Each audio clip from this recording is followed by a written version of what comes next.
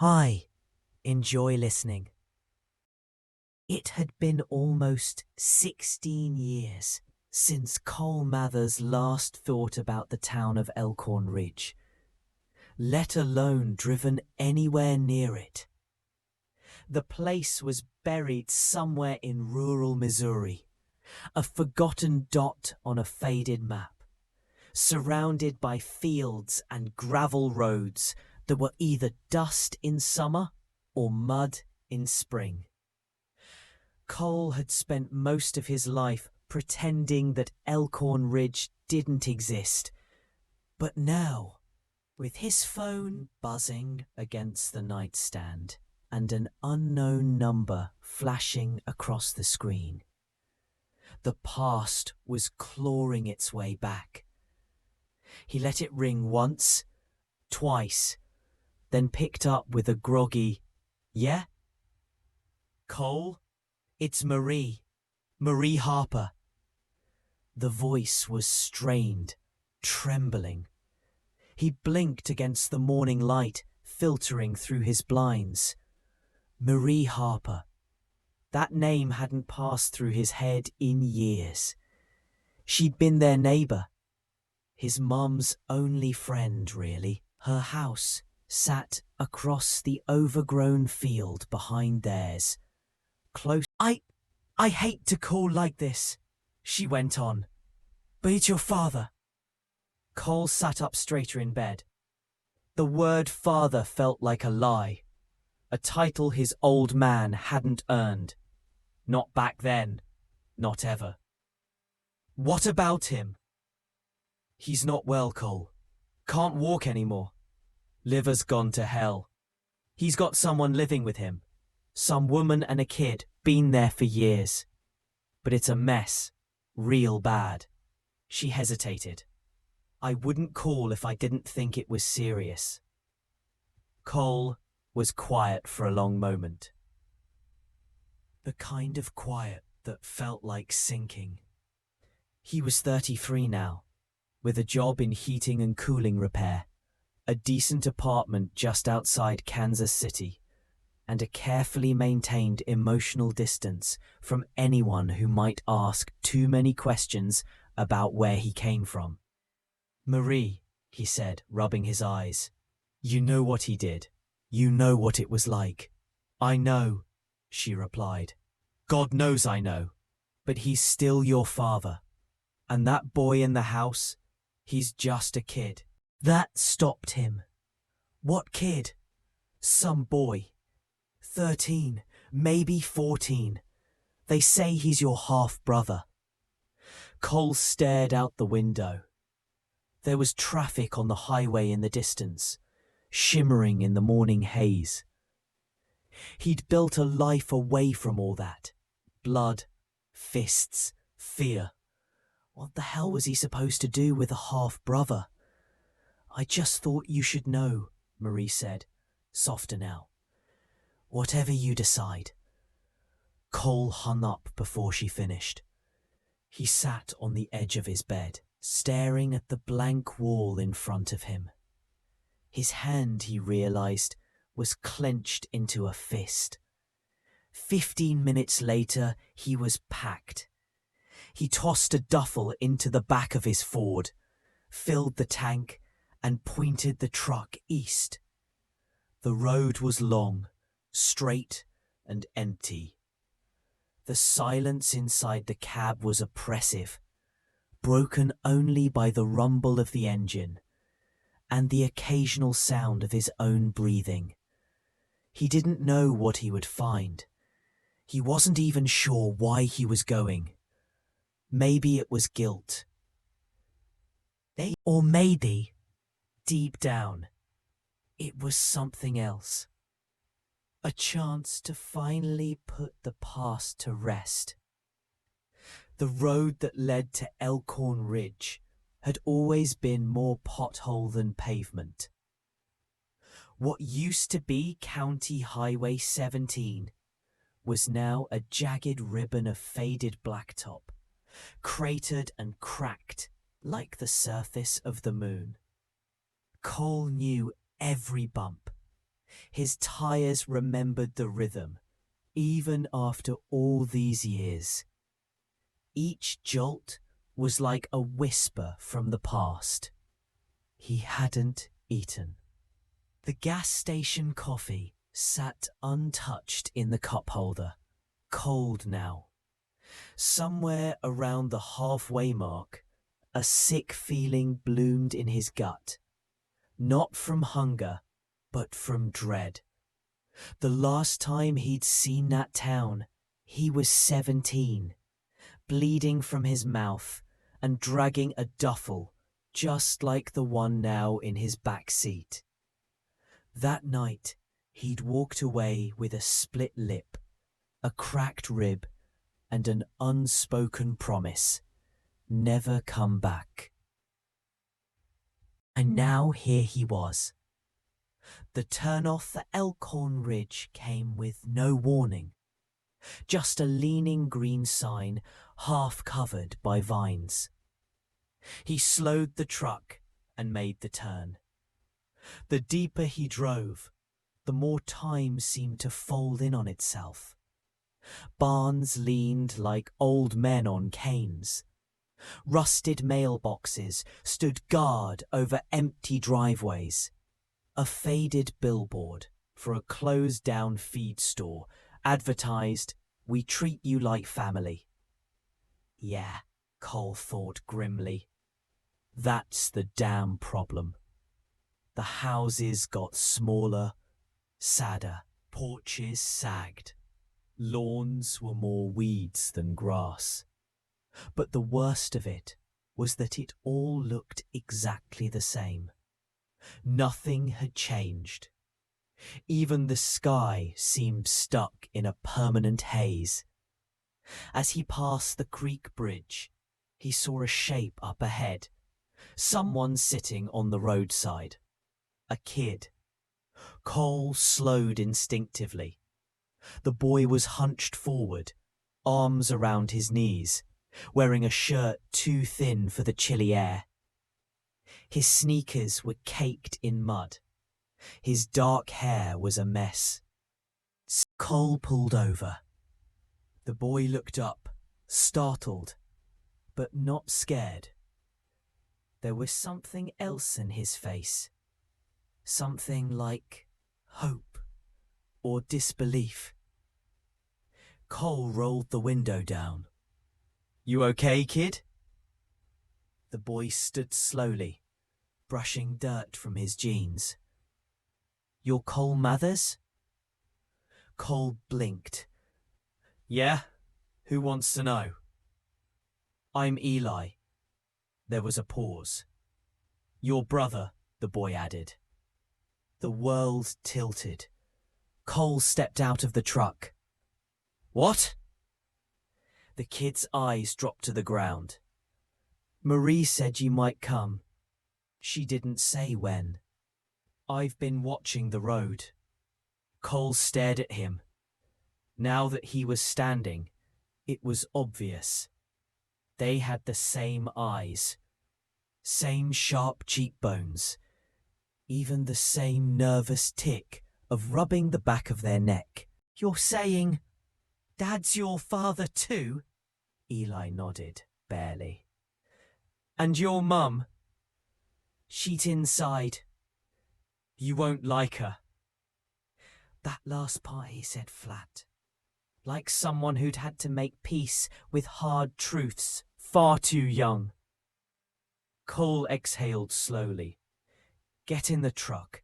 You're freezing." Eli didn't hesitate. He climbed into the passenger seat like it was sacred ground. He ran his fingers along the dashboard like he couldn't believe it was real. Cole shut the door behind him and climbed in too. "You hungry?" Eli shrugged, still staring out the window. "Yeah," he said after a long pause, "but not enough to go back in that house." Cole turned the engine over. He didn't say anything right away. His thoughts were a storm. but there was something in the way the boy curled into the seat. Half pride, half fear, that struck him deep in the chest. After a few minutes, Eli asked, "You gonna go see him?" "Yeah," Cole said, "but not yet." He pulled away from the shoulder. They drove in silence toward the house that neither of them wanted to return to, but one of them had never left. And as the sky began to darken, Cole realized something terrifying. He didn't know if he was more afraid of seeing his father again, or of what he might feel when he did. The sun dipped below the tree line as they drove the last half mile toward the house. Cole slowed as the familiar structure came into view, almost hidden behind a stand of skeletal oaks and the collapsing fence that once marked the property line. The place hadn't aged so much as decayed. Sagging roof, boarded windows, a front porch leaning like it had given up years ago. It looked smaller than he remembered. "That's it!" Eli muttered. Cole pulled into the dirt driveway and killed the engine. For a long time, neither of them moved. Eli broke the silence first. "They got his disability check this morning. Means they're drinking tonight." Cole raised an eyebrow. "They?" "My mum and him. They drink together now." Cole blinked. "Together?" "Yeah." Eli's voice was flat. "She yells at him, sometimes hits him. He just sits there. She says he ruined her life." "But she won't leave." Cole shook his head, trying to process it. His father, the man who once threw a plate at his mother's head for speaking during the news, just letting someone beat on him now? The irony made him sick. "I'm not going in there yet," Eli said, "if that's okay." "You don't have to." Eli nodded, but didn't make a move to leave the truck. Cole glanced at him sideways. "How long have you known?" "That he's my dad?" "Couple years." "And he told you?" "No, she did. Not on purpose." He ran a sleeve under his nose. "She was drunk, screaming at him. Said she could have married a real man if he hadn't knocked her up and disappeared. Said I was the reason no one ever wanted her." Cole looked away. "Why didn't you say anything to me back there when I pulled up?" "I don't know." Eli chewed his lip. "I didn't want you to turn around." That hit harder than it should have. They sat in silence again. Through the cracked windshield, the front door hung open, a dim yellow light flickering inside. The broken screen banged in the wind. "You live in that house?" Cole asked. "Yeah." "And the bedroom?" "Closet. I sleep in the hallway. Sometimes the porch when they fight too loud." Cole clenched the steering wheel. "School?" Eli shrugged. "Sometimes, when I can sleep the night before. But I'm behind. Like, way behind." "Anybody at school know what's going on?" "They ask. I lie. That's what you do. Otherwise, they send you away." "Maybe that's not the worst thing," Cole muttered. Eli flinched. "You mean like a foster home?" "Maybe." "I don't want that," Eli said quickly. "I'd rather stay here." Cole turned toward him.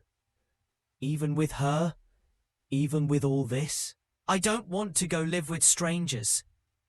The words came out fast, sharp. They weren't just about fear.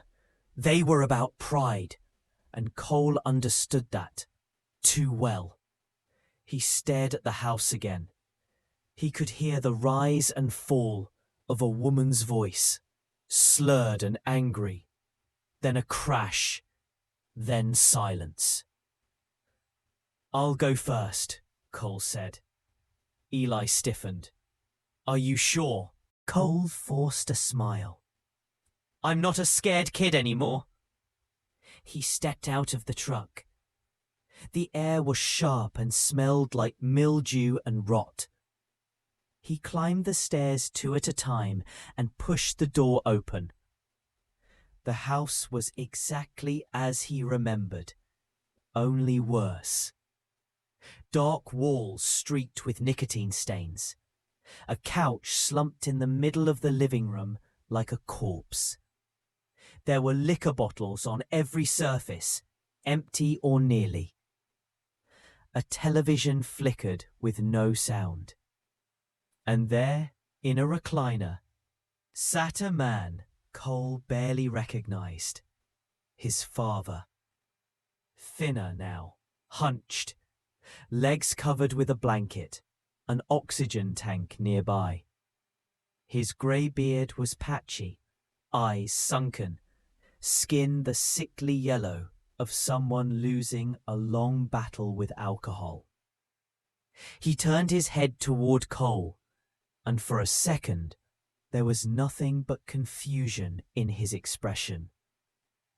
Then came recognition. "Cole?" The voice was raspy, small. From the kitchen a woman appeared, early 40s maybe, but worn like someone in her 60s. Bleach blonde hair, face twisted with suspicion and booze. Her left eye drooped slightly, and she moved with an unsteady swagger. "Well, look who's back from the dead," she slurred. "Another Mathers. You vultures just keep circling." Cole ignored her. He looked at the man who had terrorized him as a boy, and he felt nothing. No rage, no vindication, no satisfaction, just nothing. His father tried to sit up, but winced, clutching his side. "What are you doing here?" "I don't know yet," Cole replied. The woman stepped forward. "You're not getting this house if that's what you think. I've lived here 5 years. I earned this place, every inch of it." "I don't want the house." "Then why the hell are you here?" A small voice came from the doorway behind him. "I brought him," Eli said, stepping in. The woman's face hardened. "You little bastard." Cole moved fast, putting himself between them. "Touch him," he said coldly, "and I swear you'll regret it." His father groaned in the chair. "Don't fight. Not now, please." Cole turned to Eli. "We're done here. Let's go." Eli hesitated. "I can't leave my stuff," he whispered. Cole nodded. "Then go grab it. I'll be right here."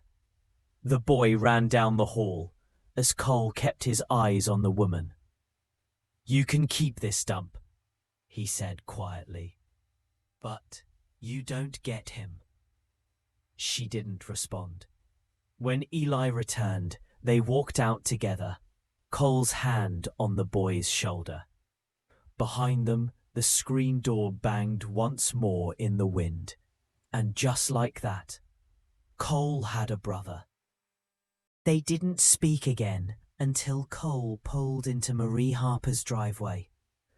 The porch light was on, casting a soft orange glow over the sagging steps and potted geraniums that had long since withered in the summer heat. Eli sat hunched in the passenger seat, clutching a torn grocery bag full of his clothes and a plastic container with a missing lid. His stuff, packed in 30 seconds or less. Marie opened the front door before they even knocked. "You boys come on in," she said, wiping her hands on a dish towel. "I put the kettle on." The warmth hit them immediately. Actual heat from an old radiator, and something else too. Safety, familiarity, a kind of peace that felt rare in these parts. "Thanks," Cole said quietly as he stepped in, Eli trailing behind him like a shadow. Marie waved him off. "Don't thank me. I've been praying someone would come get that boy out of that hellhole. He's skin and bones." Eli blinked, caught off guard by the sudden kindness. He stood near the doorway, unsure of where to go or what to do. Marie gestured to the couch. "Sit down, sugar. You're not in trouble." He sat stiffly. Cole sat beside him and leaned forward, elbows on his knees. "You told me the truth," he said to Marie. "More than anyone ever did." "I tried to, back then," she said, pouring hot water into mismatched mugs. "But your mother, God rest her, was trying to hold the pieces together. I didn't want to be the one to shatter them." "She died trying," Cole murmured. "You know that, right?" Marie nodded, her face softening. "I know, baby. I do." They sat in silence for a while, the only sound coming from the old clock ticking on the wall, and the occasional whistle of the kettle cooling on the stove. "Did he know?" Cole asked suddenly. "About Eli?" Marie sighed and sat in the armchair opposite them. "I think he did. Eventually. Maybe not right away. But he brought them in, didn't he? Let them live there. That's saying something for a man like him." Cole scoffed. "That's saying he couldn't stand to be alone." "Maybe," she said gently. "Or maybe guilt finally caught up to him. Hard to know with men like that." Eli had gone quiet again. He sat curled into the far corner of the couch, knees up, hands wrapped around the mug Marie had given him. He didn't drink. He just held it like it was the only warm thing he'd touched in days. Cole looked at him. Really looked. Beneath the scruffy hair and second-hand clothes was a kid who'd seen more than most adults. A kid who hadn't chosen any of this. He deserved better. "You want to stay here tonight?" Marie asked. "I can make up the couch. Got an old army cot in the back for Cole." Cole looked at Eli. "Yeah," Cole said. "That'd be great, thanks." Later that night, after Marie had gone to bed and the house was quiet, Cole lay on the cot in the corner of the living room. Eli was stretched out on the couch nearby, facing the wall. "You awake?" Cole asked softly. A pause. Then, "Yeah." "Can I ask you something?" "Sure." "Why'd you come out to the road?" Eli shifted under the blanket. "Didn't want you to walk into that house alone.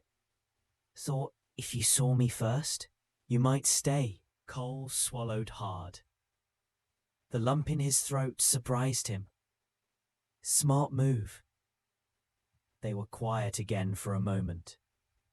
Cole? Eli asked. Yeah? Are you gonna leave tomorrow?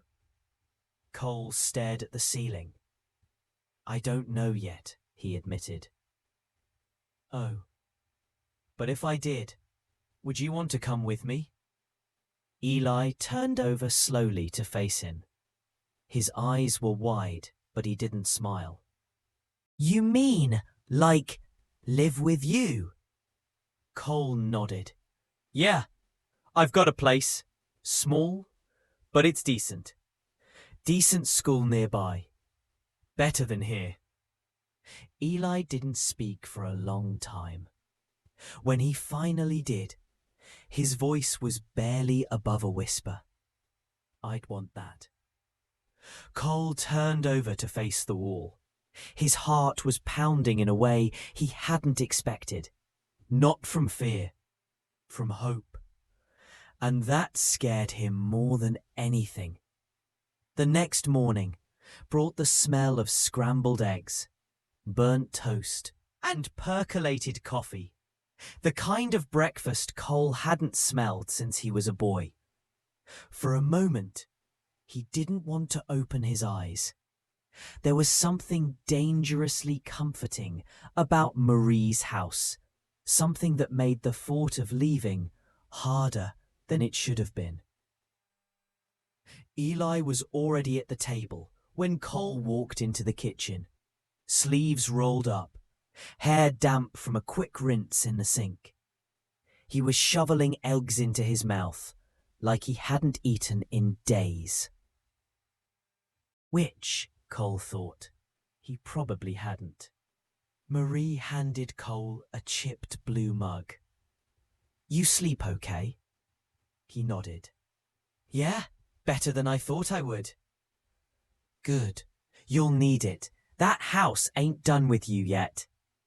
He sipped the coffee and leaned against the counter. You think he's gonna fight it? Your dad? No, not anymore. She glanced at Eli, then back to Cole. But she might. She already did. Marie's jaw tightened. I'm not surprised. Cole sat across from Eli and stole a piece of toast off his plate. The kid didn't even flinch, just kept eating. I made some calls last night, Cole said carefully. State services. If he agrees, we can have someone come out and place him in a care home. The county'll take the house to cover it. Eli looked up. You're gonna put him in a home? I'm not throwing him in a ditch, Cole said. He needs medical help, around the clock, and I'm not going to play nurse. Cole shrugged. I'm not doing it for him. There was a pause. And what about the woman? Marie asked. Her name's Crystal, Eli said quietly. Cole blinked. Seriously? Eli nodded. Of course it is, Cole muttered, rubbing his eyes. She doesn't have a lease. No rights. Once the house is transferred, they'll give her 30 days to clear out. Marie crossed her arms. You better believe she won't go easy. I know, Cole said, but that's not my problem anymore. Actually, Marie glanced meaningfully at Eli. It kind of is. The rest of the day was a blur of paperwork and phone calls. The county liaison promised to send someone by the following week. A hospice nurse was scheduled for an assessment. It all moved faster than Cole had expected, like the state had just been waiting for someone to finally raise their hand and say, enough. By late afternoon, Cole and Eli stood again in front of the old house. You sure you want to come in? Cole asked. Eli nodded. I need to get the rest of my stuff. and I want to say goodbye to him." Cole didn't know what to say to that, so he didn't say anything. He just opened the door. The house was darker than before. The living room smelled like old beer and something metallic. Crystal was passed out on the couch, her mouth slightly open, a bottle half balanced on her thigh. His father was in the same chair, awake, staring out the window. He turned slowly as Cole and Eli entered. "I figured you'd be back," he rasped. Cole stood with arms folded. "We're not staying long." Eli stepped forward, awkwardly holding a plastic grocery bag, filled with books, socks, and an old photo of his grandmother he'd rescued from under the fridge. He stopped in front of the old man. "Hey," he said. "Hey," his father replied, voice soft. There was silence for a moment. "I'm going with Cole," Eli added. His father blinked slowly. "That's probably best. You gonna be okay here?" "I'll manage." He winced and coughed. "The state'll help me out now that he's pushing the paperwork." You ever think about telling me the truth?" Eli asked. "About us?" The man looked down at his hands, trembling, blotchy, unfamiliar. "I thought about it," he said after a pause. "Plenty. But what good would it have done? I'd just mess you up too." Cole watched him. There was no anger left in him, just a strange, dull emptiness. "You did," Eli said. "You messed me up anyway." Then he turned and walked out the door. Cole stayed a moment longer. The air in the house felt thick, like grief or mold. "He's a good kid," his father murmured. "He could have been better," Cole said, "with a better dad." The man didn't argue. Cole nodded once, turned, and followed Eli outside. They got in the truck. The sun was just beginning to lower again, casting long orange streaks across the dirt road. Eli stared out the window. That was the first time he ever really looked at me. Cole glanced over. "You okay?" Eli shrugged. "I don't know. I think so." They drove in silence for a long time. Then Eli said, "You were right. That house, it's not home. It's just a place. A place that forgot how to live." Cole gripped the wheel tighter. "Well," he said finally, "let's find you a new one." The drive back to Cole's apartment took most of the afternoon. The further they got from the town, the lighter Eli seemed to become. He dozed for stretches of the drive, head pressed against the passenger window, face soft in a way Cole hadn't seen before. Like some inner knot had finally begun to loosen. When they arrived, the sun had just dipped below the horizon, casting the sky in a gradient of purple and orange. Cole pulled into the parking lot of a modest complex, tucked between a pharmacy and a dog park. It wasn't much. 2 bedrooms, faded siding, and an old mailbox that tilted slightly to the left. But it was clean, safe, quiet. Home. "This it?" Eli asked as he stepped out of the truck, his voice tinged with hesitation. Cole nodded. "Yeah. Nothing fancy, but the heater works, and the neighbors keep to themselves. Eli followed him up the stairs to the second floor, gripping his bag with both hands. Cole unlocked the door, stepped aside, and let him go in first. The apartment smelled like laundry detergent and coffee grounds. A couch sat in front of a small TV.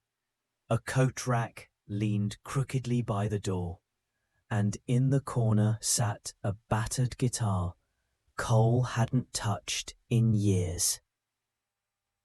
Eli stepped in cautiously, as if he wasn't sure whether he was supposed to take his shoes off or ask for permission to breathe. "This is yours?" he asked. Cole dropped his keys on the table. "Ours now, if you want it to be." Eli glanced at him, uncertain. "You're not just saying that?" Cole met his eyes. "I wouldn't have brought you here if I didn't mean it." Eli nodded slowly, then walked down the short hallway. He peeked into the first room, Cole's bedroom, then into the second. A futon was already made up with clean sheets and a pillow that still had the tag on it. A lamp with a missing switch leaned awkwardly on a milk crate beside it. "This mine?" Eli asked. "Yeah," Cole said. "I figured it'd be easier than bunking together." Eli stepped inside and sat on the futon. It creaked under his weight. "I never had a room to myself." "Well," Cole said, leaning in the doorway, "now you do." For a long time, Eli just sat there, running his fingers across the fabric of the blanket, like he couldn't quite believe it was real. That night, after a dinner of take-out pizza and too many cans of root beer, Eli stood awkwardly in the living room, blanket draped over one arm. "I don't really know what to do now," he admitted. Cole looked up from the TV. "What do you mean?" "I mean, at night, nobody's yelling. I don't have to lock the door. I don't even know if I'll fall asleep." Cole stood and walked over to the hallway. "You don't have to figure it all out tonight," he said. "Just try. You'll get there." Eli gave a faint nod, then disappeared into his room. Cole turned out the lights and sat on the edge of the couch in the dark, listening. For a while there was nothing. No creaking, no voices, no nightmares breaking through the walls. Just the muffled hum of streetlights outside and the distant bark of a dog down the block. And then, faintly, the soft sound of breathing. Even, steady. Eli was asleep. Cole leaned back on the couch, exhaling slowly. For the first time in a long time, the apartment didn't feel like a bachelor's half-life or a temporary pit stop between jobs. It felt like something else, something beginning. He wasn't sure what to call it yet, but he knew it mattered. The next week unfolded like cautious steps across a frozen lake, careful, quiet, and uncertain. Cole found himself learning how to share space, how to talk about ordinary things like laundry and breakfast and what to do on Sundays. And Eli seemed to bloom in small, subtle ways. He slept through the nights. He started asking questions. He even laughed once at a rerun of an old sitcom, though he immediately clamped his mouth shut, like the sound had betrayed him. Cole got him registered for school with help from Marie, who faxed over the paperwork and coached Cole through the process of listing himself as temporary guardian. It wasn't official, not yet, but no one seemed in a hurry to split them up. If anything, the system was quietly relieved someone had stepped in. One evening, as Cole was fixing dinner, Eli sat at the kitchen table with his school forms spread in front of him. "There's a section here about emergency contacts," Eli said. "Yeah? I don't really have anyone else." "You can put Marie," Cole offered. "She'd answer the phone." Eli hesitated, tapping his pen. "Can I just put you?" Cole looked up from the stove. "Of course." Eli filled it in without another word. After dinner, they sat on the couch, flipping through channels until Cole paused on a movie, an old western, the kind his dad used to watch, with a beer in hand and a belt across his lap. But Eli didn't flinch. He just leaned back, arms folded, watching two strangers cross a dusty town for a duel neither of them really wanted. "Did you ever think you'd end up raising someone?" Eli asked, voice low. Cole chuckled softly. "Not a chance. I figured I'd be that guy who dies alone with a frozen pizza and 3 parking tickets." Eli didn't smile. "You're doing okay." It hit Cole harder than expected, because no one had ever told him that before. Not when he was 8, not when he left home, not even in the scattered years he spent moving from job to job, like a man drifting between lives. "I'm trying," he said. Eli looked down. "Me too." The next day, they visited a thrift store to buy school clothes. Cole watched Eli sift through racks of shirts like it was an alien experience. Eventually, Eli found a hoodie with a faded high school mascot and a pair of jeans that nearly fit.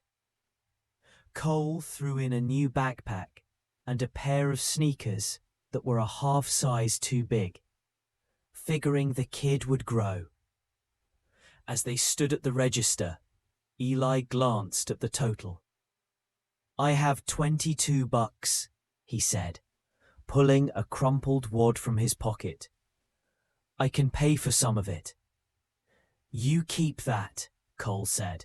"You might need it for lunch or something." Eli hesitated. "Are you sure?" "I'm sure."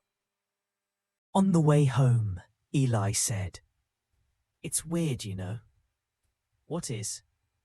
"Being around someone who doesn't want anything from me." Cole gripped the steering wheel tighter. "I don't want anything, Eli. Just a chance to do it better than he did." Eli didn't answer right away. Then he said, "Okay, you've got one." It was a Tuesday when the letter came. A plain white envelope slipped under Cole's apartment door without ceremony. No return address. Just his name, written in shaky block letters. He knew who it was from before he even opened it.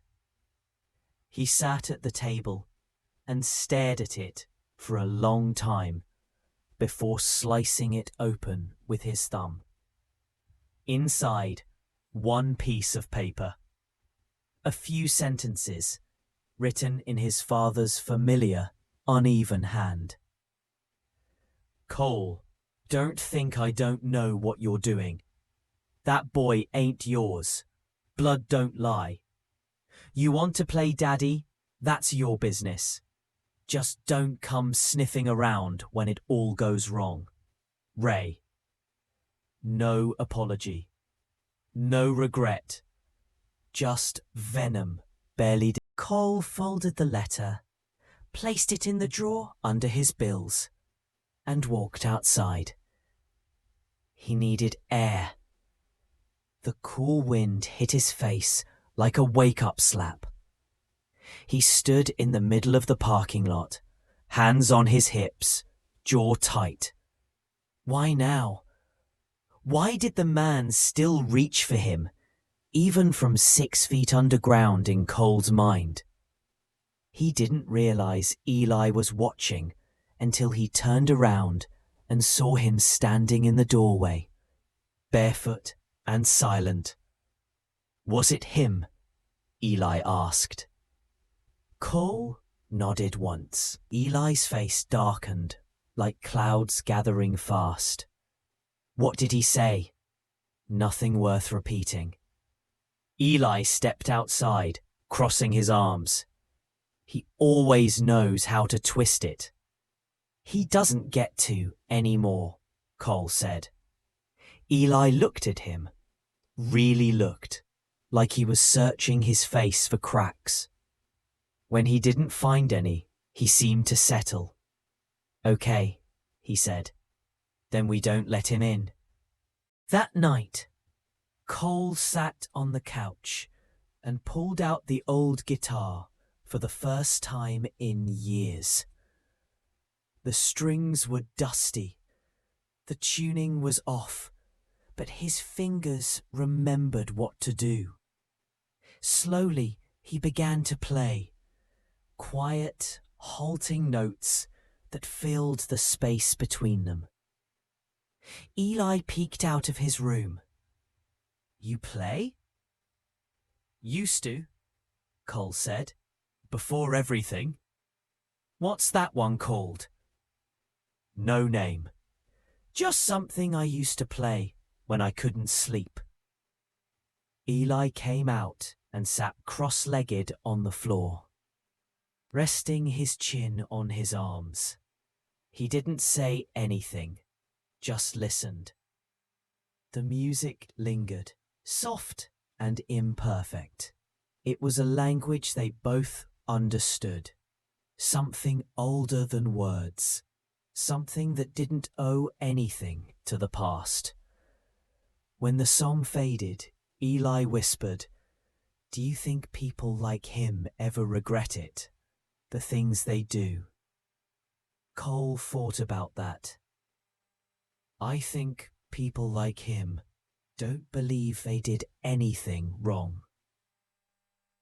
Eli nodded, like he already knew that, but had needed to hear it from someone else.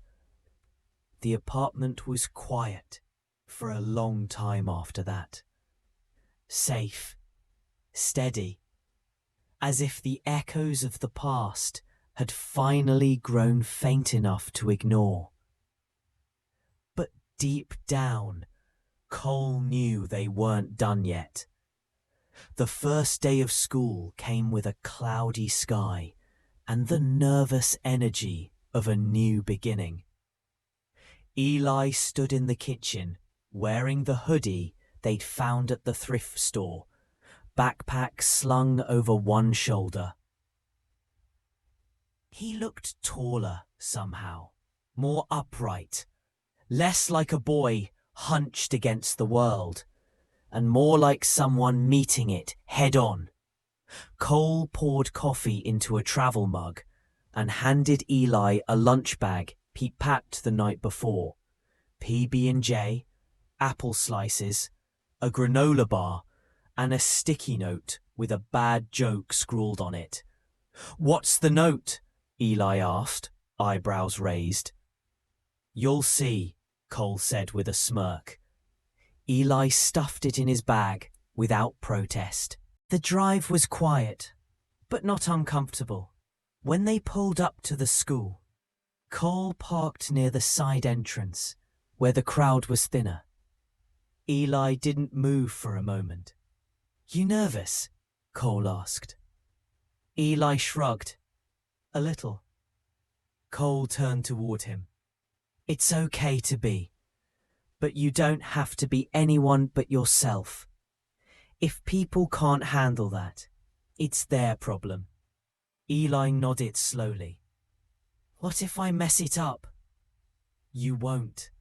And if you do, so what? You try again. He opened the door, then hesitated. You gonna be here after? Right here, Cole said. Eli stepped out, adjusted his backpack, and walked toward the entrance. Halfway there, he turned around and lifted a hand in a wave. Quick, awkward, but unmistakably real. Cole sat there for a long moment, watching the door close behind him. His chest felt tight, in a good way, like something too big to name had finally made room inside him. Life didn't suddenly become perfect after that. There were rough days. Eli came home once with a black eye from a kid who'd made a crack about trailer trash. Cole had to meet with the principal and fill out forms and try not to punch someone. There were nights Eli had nightmares and refused to talk about them. Times when Cole questioned everything. If he was doing it right, if he was enough, if this could really last. But then there were moments too. Moments when Eli laughed out loud and didn't stop himself. Moments when he came home excited about something he learned in biology.